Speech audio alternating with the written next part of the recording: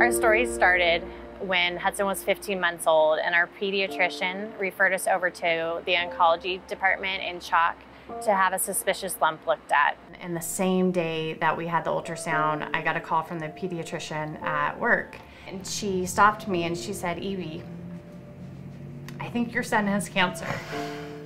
And at that moment, I stopped everything and we headed to CHOC. We ended up in surgery, so March 17th, St. Patrick's Day, with Dr. Glizade, and she did the most amazing surgery. She was able to get the tumor out whole, but unfortunately the tumor was so big that we had to do chemo after that. It was life-changing to think that our 1-year-old had cancer and then had to endure chemo treatment for the next 6 months was unreal. The day we went to, he had a surgery, it was interesting because we went to the hospital and the nurse was a high school friend of mine. That was our nurse going into surgery, and it was just, that was comforting, just to see a familiar face. And then, I mean, the child life specialist came in there and, you know, played with him and kind of took him away from us at that point.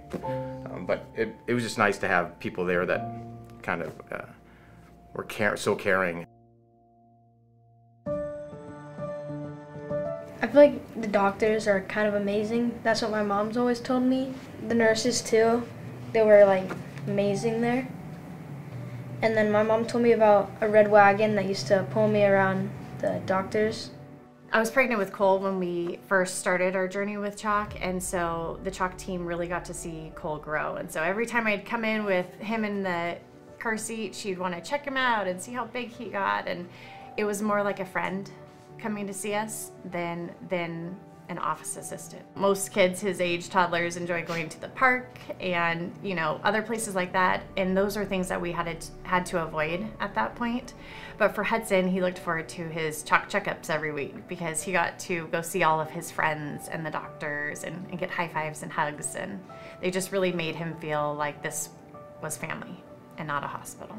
I look back at those times and it was just like a cloud of just, this is a nightmare. I mean, it was, you just wanted to get out of it, but they guided you through everything. We were in our darkest days, but felt like we had a guiding light. So at no point did we feel lost or not cared for or not supported, because we felt like we were in the best care and the best hands that we possibly could be. Right when Hudson was diagnosed, one of our dear friends sprung into action, set up a restaurant fundraiser, raffles, and made t-shirts to sell. And so the t-shirts said HHK, which are Hudson's initials, "Say a little prayer for me." So immediately when we had heard about the CHOC Walk through a family when we were at one of our hospital stays, we decided, oh, we're gonna do it, and here's our team name, it's Team HHK. I mean, I tell people, like, once you do the CHOC Walk, he'll do it again. I mean, and bring tissues, because, I mean, at least for me.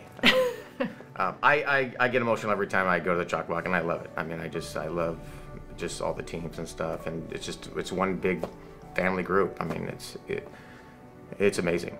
Most of our team has been walking most of the years with us. It's continued to grow.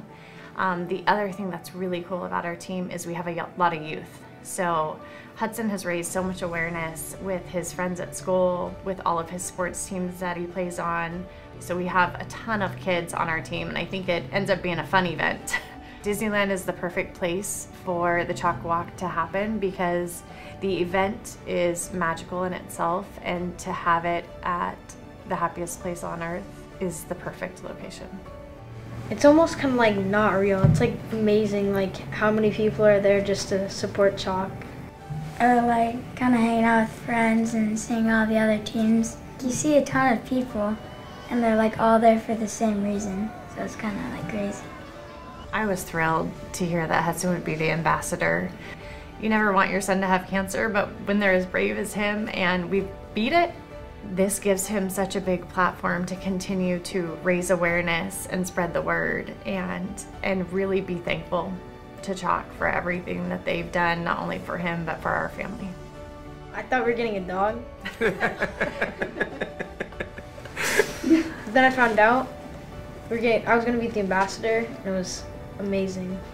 It was equally good with probably a little bit better.